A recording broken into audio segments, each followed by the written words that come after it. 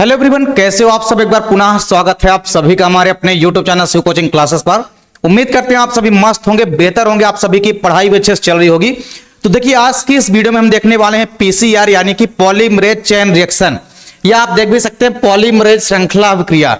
ये एक important topic है क्योंकि अक्सर आपके एग्जाम में 4 अंक में ये क्वेश्चन पूछा जाता है। ये एक जीन क्लोनिंग की विधि है। देखिए, जीन क्लोनिंग की इंपॉर्टेंट 2 विधियां जो हम आपको यहां पे पूरा का पूरा कवर कराने वाले हैं। जीन क्लोनिंग की 2 विधियां हैं। जीन क्लोनिंग की जो पहली विधि है वो है पीसीआर यानी कि पॉलीमरेज चेन रिएक्शन, और जो दूसरी विधि है वो है डीएनए पुनर्योगज तकनीक। तो आज की इस वीडियो का हमारा टॉपिक है पॉलीमरेज चेन रिएक्शन या पॉलीमरेज श्रृंखला अभिक्रिया, जो कि आपके पेपर के पॉइंट ऑफ व्यू से काफी इंपॉर्टेंट है। कई बार आपके एग्जाम में पूछा भी गया है क्वेश्चन। सबसे पहले हम बात करते हैं पॉलीमरेज चेन रिएक्शन है क्या। देखिए, इसको हम शॉर्टकट में बोलते हैं पीसीआर। क्या बोलते हैं इसको शॉर्टकट में हम बोलते हैं इसको पीसीआर यानी पॉलीमरेज चेन रिएक्शन। क्या बोलते हैं? पीसीआर को हम बोलते हैं पॉलीमरेज चेन रिएक्शन। क्या बोलते हैं? पॉलीमरेज चेन रिएक्शन, और इसको हम शॉर्टकट में बोलते हैं पीसीआर। ठीक, चलिए अब यदि हम पीसीआर की बात करते हैं तो यह एक ऐसी तकनीक है, यह एक ऐसी विधि है जिस विधि में हम किसी भी डीएनए या जीन का, कोई भी मान लीजिए हमारे पास क्या है, डीएनए है, कोई भी हमारे पास डीएनए है या कोई भी मान लीजिए जीन है, तो इस डीएनए या जीन की हम बहुत सारी कॉपी क्या कर सकते हैं, बहुत सारी कॉपी जो है हम तैयार कर सकते हैं इस विधि के माध्यम से।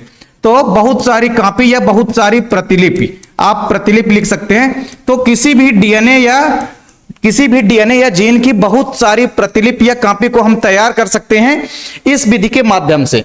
इस विधि के माध्यम से हम बहुत ही कम समय में, बहुत ही कम समय में बहुत ज्यादा मात्रा में डीएनए या जीन की कॉपी को तैयार कर सकते हैं। तो सिंपल सी बात है कि पीसीआर वह विधि है जिसके द्वारा हम किसी भी जीन या डीएनए के खंड को, किसी भी जीन या डीएनए की खंड की बहुत सारी कॉपियों को बहुत कम समय में तथा बहुत ज्यादा मात्रा में इनकी प्रतिलिपि या कॉपियों को हम तैयार कर सकते हैं। इसी विधि को हम बोलते हैं पीसीआर। तो पीसीआर की परिभाषा आप क्या लिखेंगे? पीसीआर की सिंपल सी परिभाषा आप लिखेंगे कि यह एक ऐसी विधि होती है जिसमें हम किसी भी डीएनए के खंड या किसी भी जीन की बहुत सारी कॉपी को बहुत कम समय में तैयार कर सकते हैं। अब यदि हम बात करते हैं पीसीआर की खोज किसने की, तो जो पीसीआर विधि है, आप देखेंगे पीसीआर जो विधि है इसकी खोज जो है 1985 में हुई थी। कब हुई थी? 1985 में। 1985 में इस पीसीआर विधि की खोज हुई। और किसने की थी? तो आपको याद रखना, कैरी मुलिस ने। किसने की थी? कैरी मुलिस ने। चलिए, तो कैरी मुलिस नामक साइंटिस्ट ने सबसे पहले पीसीआर विधि को तैयार किया 1985 में। ठीक, तो पीसीआर यानी कि पॉलीमरेज चेन रिएक्शन एक ऐसी विधि होती है जिसके द्वारा हम किसी भी डीएनए के खंड या किसी भी जीन की बहुत कम समय में बहुत अधिक प्रतिलिपि या कॉपियां को हम तैयार कर सकते हैं। तो इसकी खोज किसने की थी? पीसीआर विधि की कैरी मुलिस ने की थी। यह भी आपको याद रखना है। तो खोज आपको याद रखना है किसने की थी? खोज की थी कैरी मुलिस ने। ठीक, अब यदि हम बात करते हैं जो हमारी पीसीआर विधि है, इस पीसीआर विधि में एक मशीन का उपयोग करते हैं। किसका उपयोग करते हैं? एक मशीन का उपयोग करते हैं। तो पीसीआर विधि में अपन जिस मशीन का उपयोग करते हैं, तो पीसीआर विधि में जिस मशीन का प्रयोग किया जाता है उस मशीन का नाम क्या है? थर्मोसाइक्लर। क्या है? ये आपके एग्जाम में अक्सर पूछा जाता है कि पीसीआर जो हमारा विधि है, पीसीआर विधि में हम किस मशीन का यूज करते हैं। तो आपको याद रखना है थर्मोसाइक्लर। कौन सी मशीन है? थर्मोसाइक्लर। ठीक, तो थर्मोसाइक्लर एक मशीन होती है जिसका उपयोग हम पीसीआर विधि में करते हैं। तो पीसीआर विधि में हम क्या करेंगे? बहुत ही कम समय में बहुत सारे डीएनए के खंडों की कॉपियां जो है तैयार कर सकते हैं। किसी भी डीएनए के खंड की हम बहुत सारी कॉपियों को तैयार कर सकते हैं। तो इस विधि को हम बोलते हैं पीसीआर पॉलीमरेज चेन रिएक्शन। और ये जो श्रृंखला है एक बार होगी, उसके बाद हमको जितनी कॉपियां तैयार करनी है उतनी बार ये श्रृंखला को आप करते जाइए, बहुत सारी कॉपियां जो है तैयार होती जाएंगी। चलिए, पीसीआर विधि की यदि हम बात करते हैं तो इस विधि में हमको कई सारे कंपोनेंट की आवश्यकता पड़ेगी, बहुत सारे कंपोनेंट की आवश्यकता पड़ेगी। देखिए कौन कौन से कंपोनेंट लगेंगे। सबसे पहले तो हमको चाहिए क्या?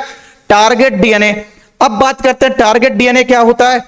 इसके अलावा प्राइमर देखेंगे आप, प्राइमर की आवश्यकता पड़ती है। वही प्राइमर कैसा होना चाहिए? संश्लेषित होना चाहिए, जिसको कि बनाया गया हो।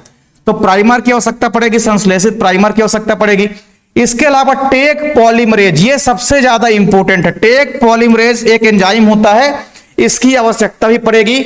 इसके अलावा न्यूक्लियोटाइड्स, इसकी भी आवश्यकता पड़ेगी। साथ ही साथ बफर विलियन, NaCl2 का विलियन और H2O का ये इन दोनों का बिलियन की भी आवश्यकता हमको पड़ने वाली है। यानी जो हमारा कंपोनेंट्स है इसमें 5 प्रकार के हमको कंपोनेंट्स की आवश्यकता पड़ेगी। इन 5 प्रकार के कंपोनेंट्स की सहायता से ही हम पॉलीमरेज चेन अपक्रिया या पॉलीमरेज श्रृंखला रिएक्शन को हम देखेंगे। तो देखिए यह क्रिया 3 चरणों में होती है। कितने चरणों में होती है? पूरी की पूरी जो हमारी पॉलीमरेज श्रृंखला विक्रिया होती है यह कितने चरणों में संपन्न होती है? 3 चरणों में संपन्न होती है। सबसे जो पहला स्टेप है वो है विकृतीकरण या निष्क्रियकरण, जिसको हम बोलते हैं डीनेचुरेशन। ठीक, तो इनको हम पूरे के पूरे जो यहां पे हमारा जो पीसीआर है पॉलीमरेज चेन रिएक्शन है, इसको हम 3 चरणों के माध्यम से समझेंगे। इसके पहले थोड़ा सा यहां पे हम सबसे पहले समझते हैं टारगेट डीएनए क्या होता है। टारगेट डीएनए समझते हैं अपन। देखिए जैसे मान लीजिए ये हमारे पास एक डीएनए अणु है, ठीक है, ये हमारे पास एक डीएनए अणु है। इस डीएनए अणु में एक तो होता है 3 प्राइम जिसका समापन कहां पर होगा? 5 प्राइम पे, और ये हमारा 5 डॉट या 5 प्राइम का समापन कहां पे होगा? 3 प्राइम में। ठीक, तो आप देख सकते हैं कि अब चूंकि पूरे के पूरे डीएनए की कॉपी तो तैयार नहीं होगी, डीएनए के किसी खंड की कॉपी तैयार होगी। तो हम मान लीजिए यहां से लेकर के डीएनए की यहां से लेकर के यहां तक की कॉपी को हम क्या कर रहे हैं? डीएनए के यहां से लेकर के यहां तक के खंड को हम क्या करेंगे? पहले अलग करेंगे। ठीक, तो डीएनए की जिस खंड की हमको कॉपी तैयार करनी है उस खंड को हम सबसे पहले अलग करते हैं, और इस अलग से डीएनए को, मतलब जिस डीएनए को हम बाहर निकाले हैं, अलग किए हैं, मतलब जिस डीएनए खंड की हमको कॉपी तैयार करनी होती है वो डीएनए खंड हमारा कहलाता है टारगेट डीएनए। तो उम्मीद करता हूं टारगेट डीएनए आपको समझ में आ गया होगा। जैसे डीएनए की हमारी कोई भी हमारा डीएनए अणु है तो उस पूरे के पूरे डीएनए अणु का हमको कॉपी तैयार नहीं करना होता है, हमको किसी डीएनए के खंड की कॉपी तैयार करनी होती है। तो डीएनए के जिस खंड की कॉपी तैयार करनी है, डीएनए के उस खंड को ही हम कहते हैं टारगेट डीएनए। तो ये हमारे पास है टारगेट डीएनए। तो मान लीजिए यहां से लेकर के हमने डीएनए यहां तक के डीएनए अणु को क्या कर लिया है? अलग कर लिया है। अब डीएनए के एक अणु में आपको पता है क्या होता है? 2 स्ट्रैंड्स होते हैं। तो एक स्ट्रैंड्स हमारा ये हो गया, एक स्ट्रैंड्स तो ये हो गया, और दूसरा स्ट्रैंड्स हमारा ये हो गया। और दोनों स्ट्रैंड्स जो होते हैं आपको पता है कि हाइड्रोजन बॉन्ड के माध्यम से इस प्रकार जुड़े होते हैं। किसके माध्यम से? हाइड्रोजन बॉन्ड के माध्यम से इस प्रकार से जुड़े होते हैं। तो एक तो हमारा डीएनए का स्ट्रैंड है 3 प्राइम वाला जिसका समापन कहां पे हो रहा है? 5 प्राइम पे, और एक हमारा 5 प्राइम वाला स्ट्रैंड जिसका समापन कहां पे हो रहा है? 3 प्राइम में। ठीक, तो कुल मिलाकर के हमने सबसे पहले क्या किया? टारगेट डीएनए को अलग कर लिया। तो सबसे पहले हमको टारगेट डीएनए को अलग करना है, तो ये हमारा टारगेट डीएनए अलग हो गया। मतलब डीएनए के जिस खंड की हमको कॉपी तैयार करनी है उस खंड को हम अलग कर लेंगे, जिसको हम बोलते हैं टारगेट डीएनए। ठीक, तो सबसे पहले तो अपन को यही करना है कि टारगेट डीएनए क्या होता है। तो हमने देखा कि डीएनए का जो खंड जिसकी कॉपी तैयार करनी होती है उस डीएनए के खंड को हम बोलते हैं टारगेट डीएनए।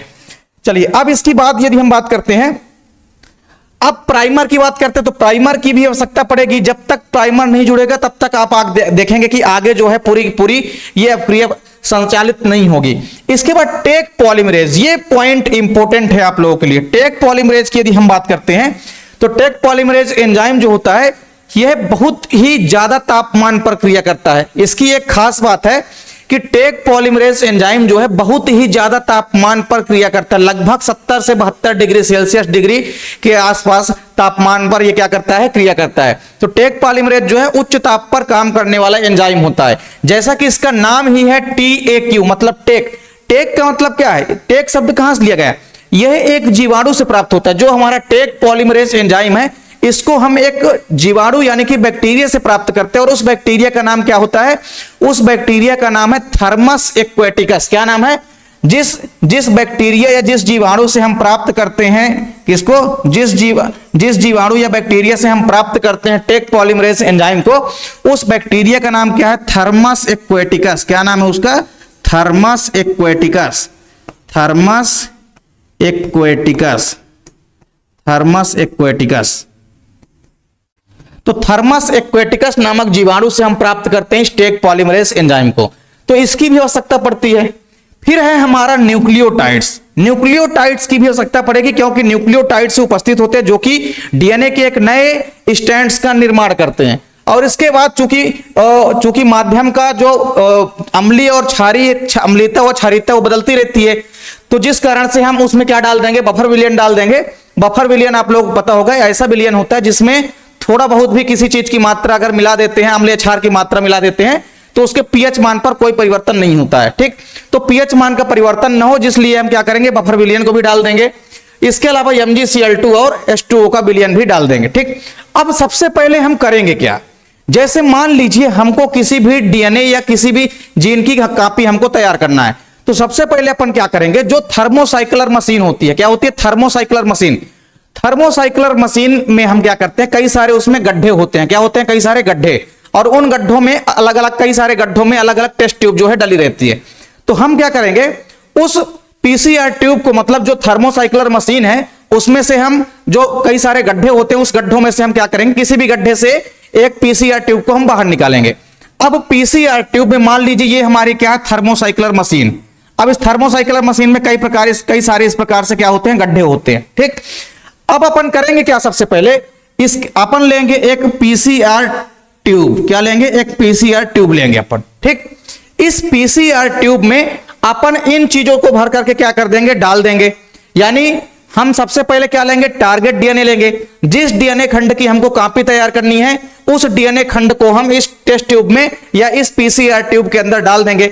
साथ ही साथ इसके अंदर हम प्राइमर को भर करके डाल देंगे, टेक पॉलीमरेज एंजाइम को डाल देंगे, न्यूक्लियोटाइड्स को भर करके डाल देंगे, और ये बफर विलियन का मिक्सचर जो है भर करके इस पीसीआर ट्यूब के अंदर हम भर करके पूरे के पूरे डाल देंगे और इसको थर्मोसाइक्लर मशीन के अंदर क्या कर देंगे, डाल देंगे, ठीक। तो इसके बाद होगा क्या, इसके बाद देखिए कई सारे स्टेप होंगे और उन्हीं 3 स्टेप के माध्यम से आप देखेंगे कि एक डीएनए के अणु से कई सारे डीएनए के अणु जो है क्रमशः बनते जाते हैं। चलिए पूरी की पूरी प्रक्रिया को यहां पे समझते हैं।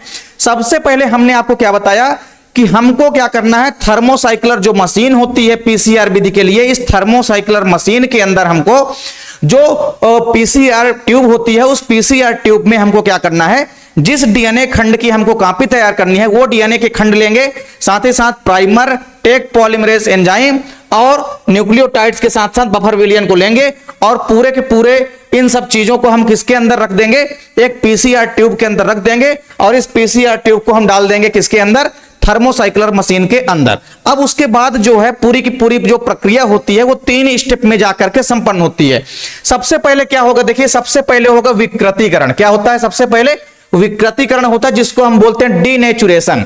थोड़ा सा यहां पे आप समझिए डीनेचुरेशन का मतलब क्या होता है। देखिए ये हमारे पास एक डीएनए अणु की संरचना है।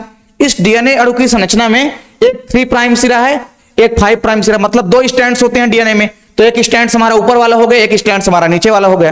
तो अब हम क्या करेंगे कि अब जैसे ही हम क्या करेंगे, लगभग 94 से लेकर के 96 डिग्री सेल्सियस तापमान, या हम एवरेज कहें तो लगभग 95 डिग्री सेल्सियस तापमान, लगभग 95 डिग्री सेल्सियस तापमान जैसे ही इस डीएनए अणु को देंगे तो ये डीएनए अणु जो है टूट जाएगा। मतलब जैसे ही लगभग 95 डिग्री सेल्सियस तापमान इस डीएनए अणु को देंगे, मतलब इस टारगेट डीएनए को जैसे ही 95 डिग्री सेल्सियस ताप दिया जाएगा लगभग, वैसे ही ये हमारा पूरा का पूरा जो टारगेट डीएनए है, ये टारगेट डीएनए से दोनों स्ट्रैंड्स क्या हो जाएंगे, अलग हो जाएंगे। क्या हो जाएंगे, अलग हो जाएंगे। तो ये आपकी पहली प्रक्रिया होती है जिसको हम बोलते हैं डीनेचुरेशन या हम बोलते हैं विकृतीकरण। क्या बोलते हैं इसको हम, विकृतीकरण या बोलते हैं हम डीनेचुरेशन। तो ये जो हमारी प्रक्रिया हो रही है ये है विकृतीकरण। और विकृतीकरण का मतलब क्या है, डीनेचुरेशन। मतलब डीएनए के दोनों स्ट्रैंड्स के अलग होने की प्रक्रिया क्या कहलाती है, डीनेचुरेशन कहलाती है या विकृतीकरण कहलाती है, या इसको अपन निष्क्रियकरण भी कहते हैं। तो पहली जो प्रक्रिया हो रही है ये आपकी पहली प्रक्रिया। इस प्रक्रिया में क्या होता है, जैसे ही हम पूरे के पूरे इस टारगेट डीएनए को लगभग 95 डिग्री सेल्सियस तापमान जब हमने दिया तो दोनों डीएनए के स्ट्रैंड्स के बीच का हाइड्रोजन बंध टूट गया और यहां पे डीएनए के दोनों स्ट्रैंड्स यहां पे अब आप देख सकते हैं कि अलग अलग हो गए हैं। तो पहला स्टेप है विकृतीकरण जिसमें हम लगभग 94 से 96 डिग्री सेल्सियस तापमान देते हैं, या आप एवरेज माने तो लगभग 95 डिग्री सेल्सियस जैसे ही तापमान हम देते हैं वैसे ही डीएनए के दोनों स्ट्रैंड्स के बीच का हाइड्रोजन बंध टूट जाता है और डीएनए के दोनों स्ट्रैंड्स अलग हो जाते हैं। इस प्रक्रिया को हम बोलते हैं डीनेचुरेशन या विकृतीकरण। तो सबसे पहले क्या होगा, जैसे ही हम 95 डिग्री सेल्सियस लगभग तापमान देंगे वैसे ही डीएनए के दोनों स्ट्रैंड्स अलग हो जाएंगे। तो पहला प्रोसेस तो ये है। अब बात करते हैं दूसरा प्रोसेस। दूसरा प्रोसेस क्या है, देखिए दूसरी प्रक्रिया होती है तापानुशीलन। क्या होती है, दूसरी प्रक्रिया होती है तापानुशीलन। तापानुशीलन का मतलब है एनीलिंग। मतलब अब इसको धीरे धीरे क्या होगा, ये ठंडा होगा। मतलब तापमान घट करके कहां आ जाएगा, लगभग 55 डिग्री सेल्सियस पर। कब आ जाएगा, 55 डिग्री सेल्सियस पर आकर के तापमान जो है स्थिर हो जाएगा। और इस प्रक्रिया में क्या होगा, इस प्रक्रिया में केवल एक ही इंपॉर्टेंट चीज होती है और वो होती है क्या, 3 प्राइम पर प्राइमर का जुड़ना। जो हमारा 3 प्राइम सिरे हैं दोनों डीएनए के स्ट्रैंड्स के, उनमें प्राइमर आकर के जुड़ जाएगा। अब देखिए ये दोनों के दोनों हमारे डीएनए के स्ट्रैंड्स जो हैं अलग हो चुके हैं, तो इसमें 3 प्राइम में क्या होता है, 3 प्राइम में प्राइमर आकर के जुड़ जाता है। तो इसमें देखिए एक स्ट्रैंड तो ये है और दूसरा स्ट्रैंड हमारा ये है, तो इसका 3 डॉट सिरा यहां पे, तो यहां पे आकर के क्या जुड़ जाएगा, प्राइमर जुड़ जाएगा। क्या जुड़ जाएगा, यहां पे प्राइमर आकर के जुड़ जाएगा। और इस वाले स्ट्रैंड का 3 प्राइम कहां पे है, यहां पे आ जाए यहां पे है, तो इसमें भी प्राइमर आकर के जुड़ गया। तो ये तो आपका क्या आकर के जुड़ गया, प्राइमर आकर के जुड़ गया, ये प्राइमर जुड़ गया। तो ये आपकी जो दूसरी प्रक्रिया है ये आपकी है तापानुशीलन। क्या है, तापानुशीलन या एनिलिन, तापानुशीलन। थोड़ा सा यहां पे आपको अच्छे से बना लेना है, तापानुशीलन, तापानुशीलन। तापानुशीलन का मतलब होता है एनीलिंग, और एनीलिंग का मतलब क्या होता है, धीरे धीरे जो है इसका तापमान जो है 55 डिग्री सेल्सियस हो जाएगा और इस पर कौन आकर के जुड़ जाएगा, प्राइमर आकर के जुड़ जाएगा। तो जो हमारा संश्लेषित प्राइमर है ये हमारे दोनों डीएनए के स्ट्रैंड्स के जो 3 प्राइम सिरे होते हैं, यानी कि जो 3 डॉट सिरे होते हैं, यहां पर आकर के जुड़ जाते हैं। ठीक, इसके बाद क्या होगा, देखिए जो हमारी तीसरी प्रक्रिया होती है या तीसरा स्टेप होता है। अब तीसरे स्टेप में देखिए होता क्या है, तीसरे स्टेप में कौन आकर के जुड़ता है, टेक पॉलीमरेज एंजाइम आकर के जुड़ता है। तो तीसरे स्टेप में देखिए क्या होगा, सबसे पहले तो ये हमारे 2 स्ट्रैंड्स हैं, ये दोनों स्ट्रैंड्स आप देख सकते हैं, सेम आपके 2 स्ट्रैंड्स हैं ये वाले दोनों। तो इसमें आपने एक चीज देखा कि दूसरे स्टेप में क्या हो चुका, दूसरे स्टेप में आपने देखा कि इनके साथ आकर के कौन जुड़ चुका है, 3 प्राइम सिरे पर, एक 3 प्राइम सिरा ये, एक 3 प्राइम सिरा ये। तो आपने देखा कि 3 प्राइम सिरे पर आकर के कौन जुड़ चुके हैं, प्राइमर जुड़ चुके हैं। तो ये 3 प्राइम सिरे पर तो प्राइमर जुड़ा हुआ है, ये प्राइमर जुड़ा हुआ 3 प्राइम सिरे पर। तो दोनों डीएनए के स्ट्रैंड्स पर जो 3 प्राइम सिरा होता है या हमारा जो 3 डॉट सिरा होता है, इस 3 डॉट सिरे पर आकर के कौन जुड़ जाता है, प्राइमर जुड़ जाता है। तो 3 डॉट सिरे पर तो प्राइमर जुड़ गया है यहां पे। अब अगले स्टेप में यानी तीसरे स्टेप में, जिस स्टेप को हम क्या बोलते हैं, एक्सटेंशन या विस्तार, जो तीसरा हमारा स्टेप है उसको हम क्या बोलते हैं, विस्तार या एक्सटेंशन। तो इस विस्तार या एक्सटेंशन में क्या होता है, हम तापमान को बढ़ाते हैं। तापमान यहां पे कितना हो जाएगा, तापमान लगभग 72 डिग्री सेल्सियस हो जाएगा। कितना, 72 डिग्री सेल्सियस। और इतना तापमान क्यों चाहिए, क्योंकि ये जो टेक पॉलीमरेज एंजाइम होता है ये उच्च तापमान पर ही सक्रिय होता है और ज्यादा तापमान पर ही क्रिया करता है। कम तापमान पर ये ऐसा डीएनए होता है जो कि काम ही नहीं करता है। मतलब ये पूरा का पूरा जो हमारा टेक पॉलीमरेज एंजाइम होता है ये कम तापमान पर क्रिया ही नहीं करता है, इसीलिए इसके लिए ज्यादा तापमान चाहिए। तो अब तीसरे स्टेप में यानी एक्सटेंशन जब होता है, इसका विस्तार होता है, तो तीसरे स्टेप में जब विस्तार होगा तो इसका तापमान हम बढ़ाएंगे, लगभग 72 डिग्री सेल्सियस करेंगे। और जब तापमान बढ़ाएंगे तो क्या होगा, इसमें आकर के एक एंजाइम जुड़ जाएगा और उस एंजाइम का नाम क्या है, उस एंजाइम का नाम है टेक पॉलीमरेज एंजाइम। क्या नाम है इसका, इसका नाम है टेक पॉलीमरेज एंजाइम। ठीक, और ये टेक पॉलीमरेज एंजाइम क्या करेगा, नए डीएनए के स्ट्रैंड्स का क्या करता है, निर्माण करता है। तो जैसे ही टेक पॉलीमरेज एंजाइम आकर के प्राइमर के साथ जुड़ जाएगा, यानी कि 3 डॉट सिरे पर, दोनों 3 डॉट सिरे पर प्राइमर के साथ आकर के अब कौन जुड़ गया, टेक पॉलीमरेज एंजाइम जुड़ गया। तो ये आकर के जुड़ गया टेक पॉलीमरेज एंजाइम। कौन आकर के जुड़ गया, टेक पॉलीमरेज एंजाइम आकर के जुड़ गया यहां पे। तो प्राइमर तो जुड़ा ही था 3 डॉट सिरे पर, साथ ही साथ जो हमारा टेक पॉलीमरेज एंजाइम है ये भी 3 डॉट सिरे पर आकर के जुड़ गया। तो जब ये 3 डॉट सिरे पर आकर के क्या हुआ, जुड़ गया, तब आप देखेंगे ये जो हमारा पूरा का पूरा संश्लेषित प्राइमर है और ये हमारा जो 3 डॉट सिरे पर उपस्थित हमारा टेक पॉलीमरेज एंजाइम है, ये एक नए डीएनए के स्ट्रैंड्स का निर्माण कर देंगे। तो इस प्रकार से आप देखेंगे कि आपके सामने जो है यहां पे ये वाला हमारा डीएनए की एक श्रृंखला तो है ही ऑलरेडी, अब इसके साथ ही साथ इसके नीचे जस्ट जो है एक और डीएनए की श्रृंखला बन जाएगी। और उसको बनाने का काम किसने किया, तो ये संश्लेषित प्राइमर और ये जो हमारा है टेक पॉलीमरेज एंजाइम, ये दोनों मिलकर के डीएनए के एक नए स्ट्रैंड्स का निर्माण कर देंगे। तो ऊपर वाला ये एक स्ट्रैंड तो है ही हमारा 3 प्राइम और 5 प्राइम वाला, और साथ ही साथ नीचे एक और आप देख सकते हैं एक डीएनए का स्ट्रैंड्स जो है बन चुका है। और इस स्ट्रैंड्स में आप देखेंगे इस स्ट्रैंड्स का जो निर्माण हुआ है किसके माध्यम से हुआ है, ये जो 3 प्राइम में जुड़ा हुआ है हमारा प्राइमर और ये जो हमारा टेक पॉलीमरेज एंजाइम जुड़ा हुआ है। सेम उसी प्रकार ये जो हमारा नीचे वाला डीएनए का स्ट्रैंड्स है, तो नीचे वाला जो हमारा डीएनए का स्ट्रैंड्स है इसके साथ ही साथ आप देख सकते हैं कि इसके ऊपर भी हमने क्या किया था, प्राइमर को ऐड किया था 3 डॉट सिरे पर और टेक पॉलीमरेज एंजाइम को ऐड किया था। तो ये क्या करते हैं, एक और नए डीएनए का स्ट्रैंड्स का निर्माण कर देते हैं और दोनों डीएनए के नए स्ट्रैंड्स मिलकर के एक नए डीएनए की श्रृंखला का निर्माण कर देते हैं। तो इस प्रकार से एक नया डीएनए का अणु तैयार हो गया। तो कुल मिलाकर के यहां पे अभी तक हमारा क्या था, डीएनए की जो हमारा टारगेट डीएनए था, इस टारगेट डीएनए का क्या हुआ, टारगेट डीएनए से दोनों श्रृंखलाएं जो है अलग हुई। सबसे पहले हमने 95 डिग्री सेल्सियस लगभग तापमान दिया तो डीएनए की दोनों श्रृंखलाएं टूट गई, जिस प्रक्रिया को हमने क्या बोला, डीनेचुरेशन बोला, यानी कि विकृतीकरण बोला। इसके बाद आपने क्या देखा, इसके बाद हमने क्या किया कि जैसे ही दूसरा स्टेप आता है तापमान उसीलन, तो हमने तापमान को घटाया और प्राइमर को जोड़ दिया। प्राइमर आकर के 3 प्राइम से जुड़ गया, इस प्रक्रिया को हमने बोला तापानुशीलन।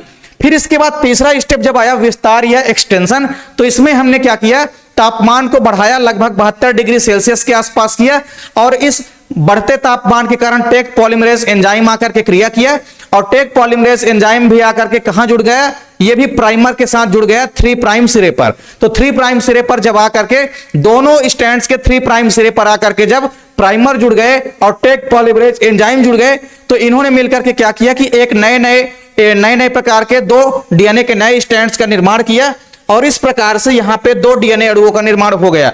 तो एक डीएनए अणु से यहां पे आप देख सकते हैं कि 2 डीएनए के अणुओं का निर्माण हो चुका है।